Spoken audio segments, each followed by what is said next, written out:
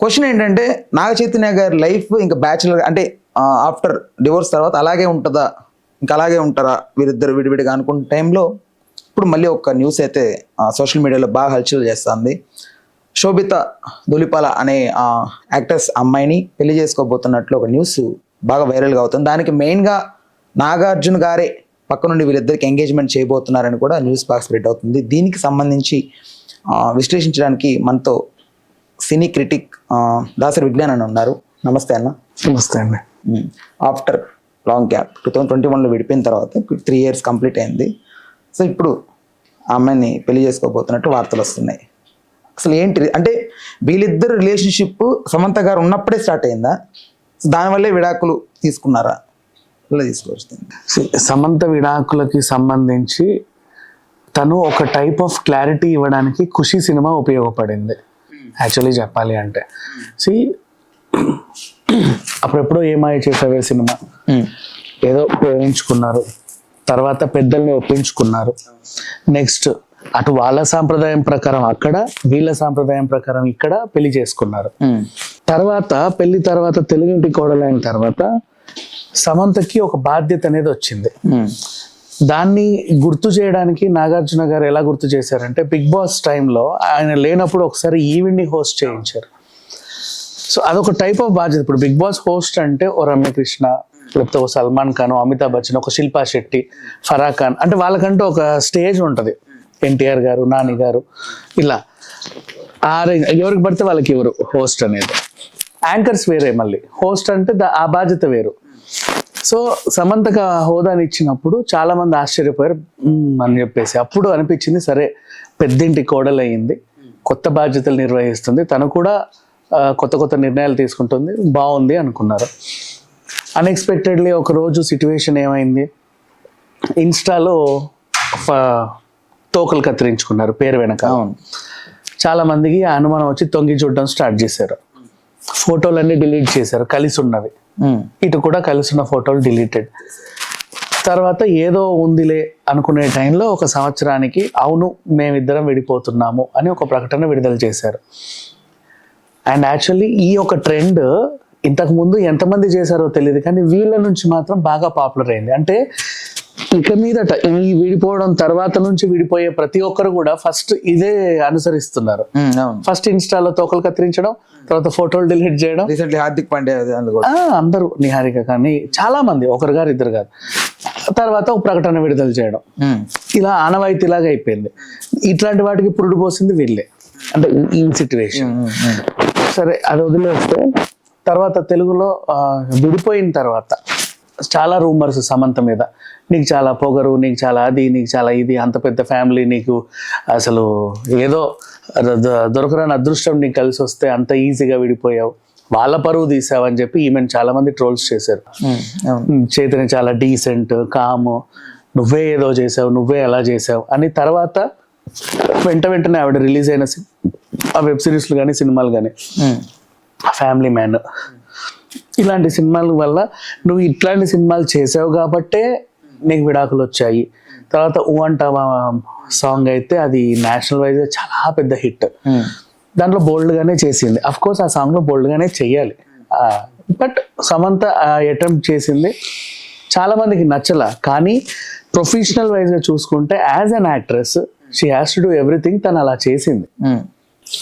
And next ఎప్పుడైతే ఈవిడ ఇన్ని ప్రాజెక్ట్స్ అన్ని ఒప్పుకుంటుందో, ప్రొఫెషనల్ యాక్ట్రెస్ లాగా అయిపోయిందో, తన్ని తాను మోల్డ్ చేసుకుంటూ ఎంతమంది విమర్శించినా కూడా ఒక పందాల వెళ్తూ విమర్శల్ని కూడా ప్రశంసించేలాగా తయారు చేసుకుంటూ వెళ్ళింది.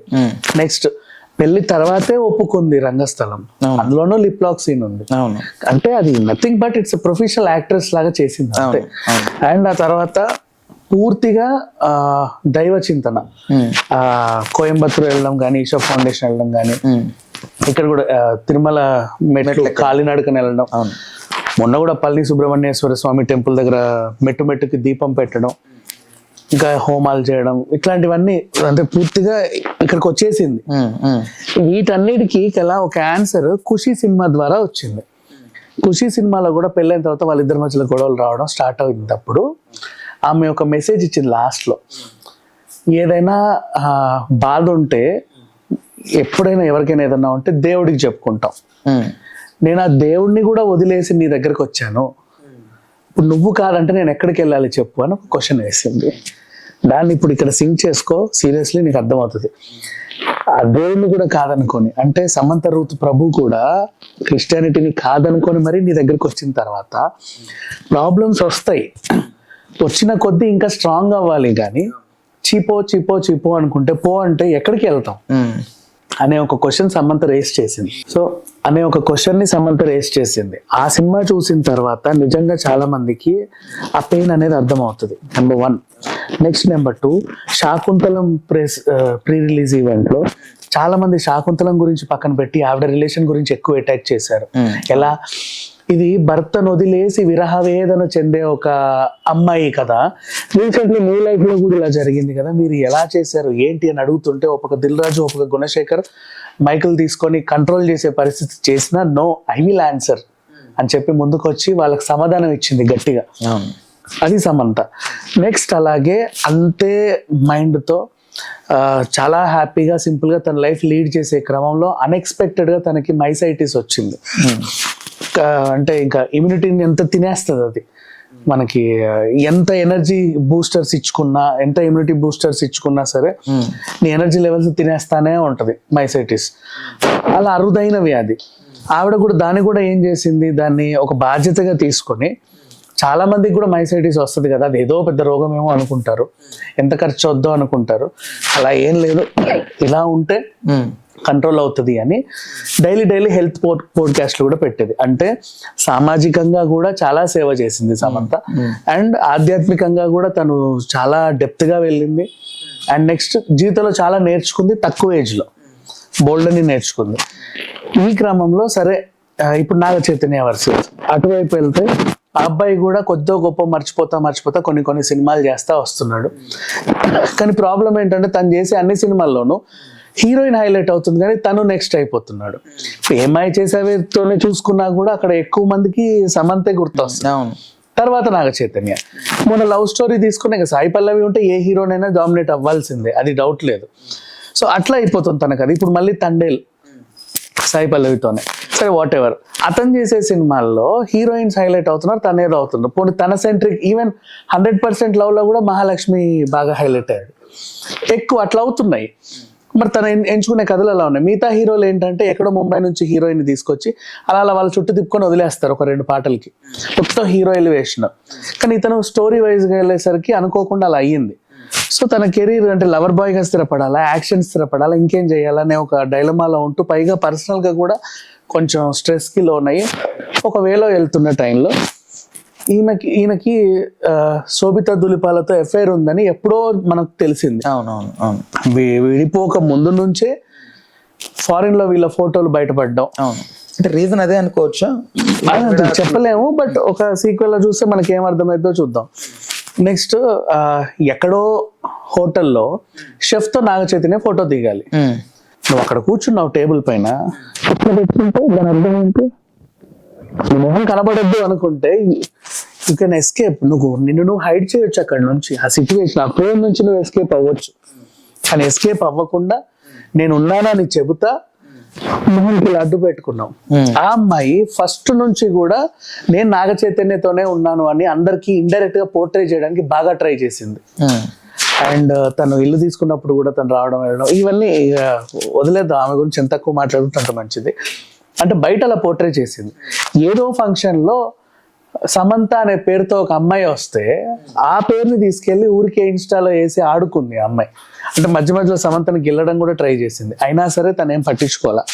బికాజ్ సమంత మన కళ్ళ ముందే ఎదిగింది, పెద్దింటి కోడలు అయిన తర్వాత ఇంకా మన కళ్ళ ముందే గొప్ప సినిమాలు చేసింది, ఒక ప్రొఫెషనల్ యాక్ట్రెస్ లాగా ఎదిగింది, ఒక మంచి బ్రాండ్ అంబాసిడర్ అయింది, ఒక మంచి సోషల్ ఇన్ఫ్లుయెన్సర్ అయింది, అన్నీ చూసాం మనం. సో అట్లా పోల్చుకుంటే సమంతతో పోలిస్తే శోభిత దులిపాల అనేది నథింగ్ నన్ను అడిగితే, మన తెలుగు ఇండస్ట్రీలో. బయట ఆమెకి ఏమేమి ఉన్నాయో తర్వాత సంగతి, ఇక్కడ మాత్రం నథింగ్ అనే చెప్పుకోవచ్చు. సో అట్లా అంటే జనాలకి ఎలా ఉందంటే ఇప్పుడు అక్కినేని ఫ్యాన్స్ కి ఒక సమంత లాంటి అమ్మాయిని నువ్వు ఏదో మీకు మైండ్ పడకో, విడిపోయారు కరెక్టే. నెక్స్ట్ నువ్వు ఇంకొక అమ్మాయిని చేసుకుంటున్నావు అంటే మేము ఇంకా అంతకు మించి స్థాయి లేదా అదే స్థాయి వాళ్ళ మనిషితో మేము అనుకుంటాం. కానీ అంటే ఎలా ఉందంటే మహారాణిని వదిలేసి ఒక చెలికత్తని పెళ్లి చేసుకున్నట్టు, స్టార్ హీరోయిన్ వదిలేసి ఒక జూనియర్ ఆర్టిస్ట్ ని పెళ్లి చేసుకున్నట్టుగా మాకు అనిపిస్తుంది. నువ్వు ఎందుకు ఇలా చేసావు ఫ్యాన్స్ అడుగుతున్నారు. సరే ఇక ఫ్యాన్స్ అనే వాళ్ళు వీళ్ళ సంసారాన్ని చక్కబెట్టే వాళ్ళు కాదు, దిద్దే వాళ్ళు కాదు, ఏమి చేసేవాళ్ళు కాదు. కాబట్టి వాళ్ళ అభిప్రాయాన్ని వాళ్ళు చెబుతారు. వీళ్ళకి ఎందుకో మనుషులు కలిస్తే నిశ్చితార్థం చేసుకోవచ్చు, లేకపోతే చేసుకోలేకపోవచ్చు, అది వాళ్ళ ఇష్టం.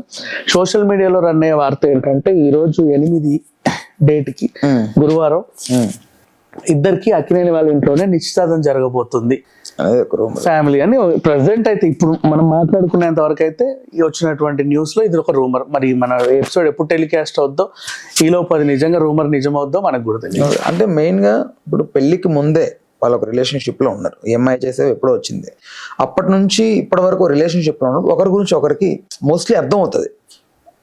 పెళ్లి తర్వాత ఎందుకు చేంజెస్ వస్తాయి? బికాజ్ అంటే వేరే అదర్ రిలేషన్షిప్స్ అంటే ఇప్పుడు బాగా కామన్ అయిపోయింది, బాగా ట్రెండ్ గా కూడా నడుస్తుంది. అది అదర్ రిలేషన్షిప్స్ పెట్టుకోవడం అనేది గొప్పగా ఫీల్ అయ్యి రిలేషన్షిప్స్ పెట్టుకున్న పరిస్థితి. అంటే ఈ అమ్మాయి వల్లే గొడవ వచ్చిందా అంటే నాగ చైతన్య పర్స్పెక్టివ్ నుంచి గొడవ స్టార్ట్ అయ్యి ఉంటుందా విడిపోవడానికి, లేదంటే సమంత నుంచి కూడా? అంటే ఈ మధ్య కాలంలో ఒక న్యూస్ బాగా వైరల్ అయింది, ఒక వ్యక్తి ఏదో కాల్ రికార్డ్ వాట్ ఎవర్ వాటి గురించి బయటకు వచ్చింది. సో కాల్ టైపింగ్, సో దాని ద్వారా సమంత లైఫ్లో కూడా చాలా గొడవలు స్టార్ట్ అయ్యాయి. వాళ్ళిద్దరి మధ్యన గ్యాప్ రావడానికి కారణం అక్కడ నుంచి ఇంకా ఆకుండా అది గొడవలు పెద్దవయ్యి వాళ్ళు విడిపోయారని కూడా ఒకటి విన్నాం సోషల్ మీడియాలో. వీళ్ళ గురించి వదిలేసి ఇందాక నువ్వు అడిగినట్టుగా కలిసి ఉన్నప్పుడు బాగానే ఉంటున్నారు, పెళ్లి తర్వాత ఎందుకు విడిపోతున్నారు అనేది అర్థం చేసుకుంటే దీనికి కూడా ఒక ఆన్సర్ ఉంది. లివింగ్ రిలేషన్ లో ఉన్నప్పుడు బాగానే ఉంటారు ఇద్దరు, పెళ్లి చేసుకున్న తర్వాత ఇప్పుడు లివింగ్ లో ఉన్నా కూడా భార్య భర్తల్లానే ఉంటారు, ఓకేనా? తర్వాత అప్పుడు కూడా వీళ్ళ మధ్యలో శారీరక సంబంధాలు అన్నీ ఉంటాయి. పెళ్లి చేసుకున్న తర్వాత వీళ్ళు ఏంటో తెలియదు, వీళ్ళ మైండ్స్ ఇలా మారుతాయంటే ఇంతకు ముందున్నట్టు కాదు, ఇప్పుడు మనకు పెళ్ళయింది, అయితే ఏమైంది? దానికి ఆన్సర్ లేదు, ఇద్దరి దగ్గర లేదు. వీళ్ళు అనుకుంటారు అంతే, ప్రతిదీ ఇంతకు ముందు నడిచినట్టు కాదు, ఇప్పుడు మనకు పెళ్ళయింది, ఇంతకు ముందు నువ్వు తినేది అదే ఐస్ క్రీమ్, ఇప్పుడు తినేది అదే ఐస్ క్రీమ్, దాని ఫ్లేవర్ లో నీకేం తేడా రాలా, నీ ఆలోచన విధానంలో ఎందుకు తేడా వచ్చింది అనేది వీళ్ళు క్వశ్చన్ చేసుకోవాలి. ప్రతి ఒక్కరు అంతే, నాట్ ఓన్లీ సెలబ్రిటీస్, ఈవెన్ చాలా మంది కూడా ఏంటి అక్కడ కూర్చున్నావు, ఇంత ముందుగా లేదు, ఇప్పుడు మనకు పెళ్ళయింది అంటాడు. అంటే ఏమైంది పెళ్ళయింది అంటే? ఏదైనా రానిది జబ్బు లోపలికి వచ్చిందా లేదా తెలియదు, మరి వాళ్ళకే తెలియాలి. చాలా మందిలో చూసా, IT ఎంప్లాయీస్ కానీ నార్మల్ పిల్లలే కానీ ఈవెన్ కూలీనాలి పని చేసుకునే వాళ్ళ దగ్గర నుంచి గొప్ప ధనవంతుల వరకైనా సరే లివింగ్ రిలేషన్షిప్ లో 10 ఏళ్ళు ఉన్నా కూడా బాగానే ఉంటారు, పెళ్ళయి 1 సంవత్సరం తర్వాత విడిపోతా ఉంటారు. ఎందుకంటే అప్పటి నుంచి వీళ్ళిద్దరి మధ్యలో ఇదే రన్ అవుతా ఉంటది, ఇంత ముందు ఉన్నట్టు కాదు, ఇప్పుడు మనకు పెళ్ళయింది, అయితే ఏమైంది అనేది వాళ్ళిద్దరికి ఒక్కొక్కసారి క్వశ్చన్ చేసుకుంటే ఎవరు విడిపోరు. Please do subscribe to Telugu Rajyam channel. Please do subscribe to Telugu Rajyam channel. Please do subscribe to Telugu Rajyam channel. Hi అండి, నేను మీ ఆర్పీని, నెల్లూరు పెద్దారెడ్డి చేపల పులుసు ఓనర్ని. మీరు తెలుగు రాజ్యం అనే ఈ యూట్యూబ్ ఛానల్ సబ్స్క్రైబ్ చేసుకుని మంచి మంచి వీడియోలతో వస్తారు. Thank you so much. Hi people, I'm Sonakshi Verma and you please watch Telugu Rajyam and please subscribe to the channel.